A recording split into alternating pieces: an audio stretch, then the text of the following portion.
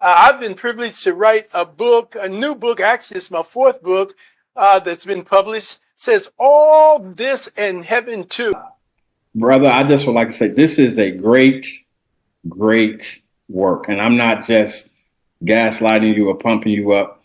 This piece of work right here is a fabulous work. And I would encourage those who are watching or those who may be listening, when this book drops, it's going to bless you.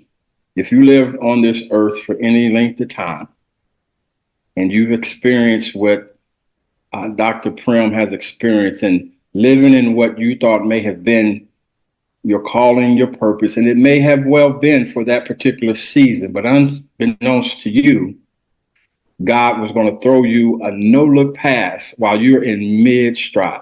Well, Phil, this is what I appreciate. It's been an 8-year journey to actually do this book. It was written or marinating in my heart, my wife's heart, for 8 years, and I began to walk around the house and say these words: all of this and heaven too. And what I've come to realize, and you said it well, is that in life, we have to discover our purpose. We have to discover our passion.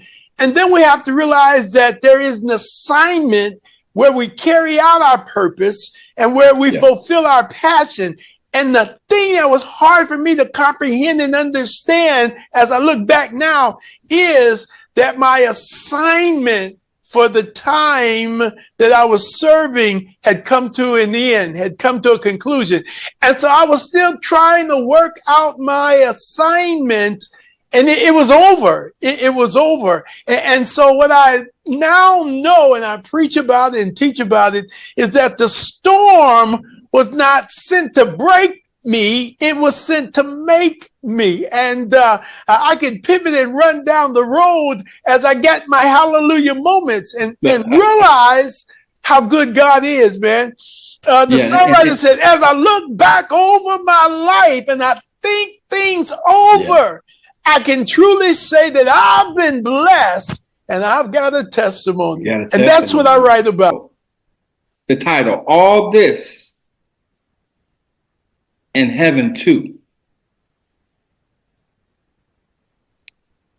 When I heard it, I'm thinking about, man, you got your cake, you're eating it too, you got your bed of roses, you're getting breakfast in bed, you got a driver, you've got all of this on the left, that's good, you got all of this on the right, that's good, until I crack open the pages of the book.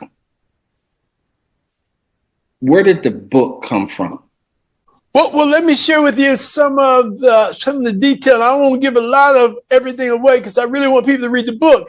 Absolutely. But I had gotten a letter about 4 or 5 days before Christmas. And so that's why this interview taking place 2 days before Christmas speaks to my heart. And the letter said, we want you to resign before the end of the year.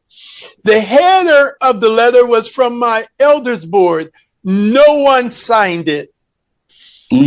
From that prospectus alone, I didn't know whether this was a hoax. I didn't know if somebody was playing some type of trick on me. I was scratching my head trying to figure it out.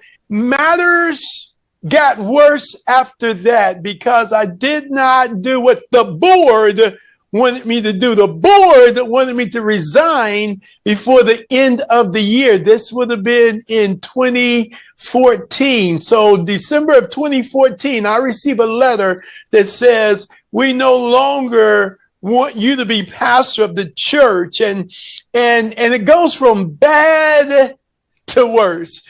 And now let me throw this in there. One of the mothers of the church, who you would kind of think perhaps didn't have all her faculties. She was one of the mothers that at the end of the service would sit in the back of the church waiting for a ride home.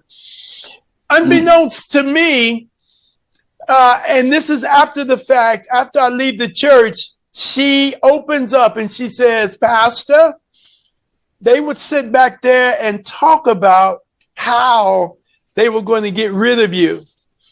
And she gave me details that I later find in writing because of one of the elders who loved me shared with me some of those details, and they're in the book. Yeah, they're in the book. Yeah, man. Yeah, man. I mean, they are there. And literally from that perspective, my eyes are open because, again, I have this love relationship. Yes, we have moments of difficulty. Yes, we have ups, we have downs like any relationship. But I never knew that I had in my camp someone who was determined to get rid of me.